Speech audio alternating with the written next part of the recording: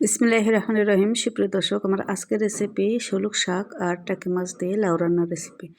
চলুন দেখে নেওয়া যাক রেসিপিটি। চুলাটা অন করে আমি প্যানে পরিমাণ মতো সয়াবিন তেল নিলাম আর দিয়ে দিচ্ছি পেঁয়াজ আর কাঁচামরিচ কুচি পরিমাণ করে সামান্য একটু ভেজে তাতে দিয়ে দিচ্ছি মশলা, ধনিয়া জিরের গুঁড়ো, লবণ, মরিচ, আদা রসুনের পেস্ট।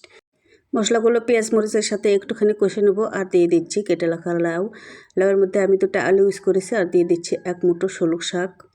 ভালো করে একটু মিক্স করে নিয়ে ঢাকা দিয়ে রান্না করে নেব, একটু কষিয়ে নেব। এভাবে ঢাকনা দিয়ে এবং ঢাকনা খুলে বেশ কিছুক্ষণ কষিয়ে নেওয়ার পর লাউটা সিদ্ধ করার জন্য পানি দিয়ে দিচ্ছি। আমি 2 কাপ পানি এখানে ইউজ করেছি আর নেড়েচেড়ে ঢাকনা দিয়ে রান্না করে নেব লাউটা পারফেক্টভাবে সিদ্ধ হয়ে আসা পর্যন্ত। আমার লাউ রান্নাটা পারফেক্টভাবে সিদ্ধ হয়ে এসছে। এবার দিয়ে দিচ্ছি ভুনিয়ে রাখা টাকি মাছ দিয়ে সব কিছু ভালো করে একবার মিক্স করে নেব আর সামান্য একটু পানি অ্যাড করে দিচ্ছি। এবার ঢেকে দিয়ে রান্না করব পারফেক্ট একটা গ্রেভিতে আসা পর্যন্ত।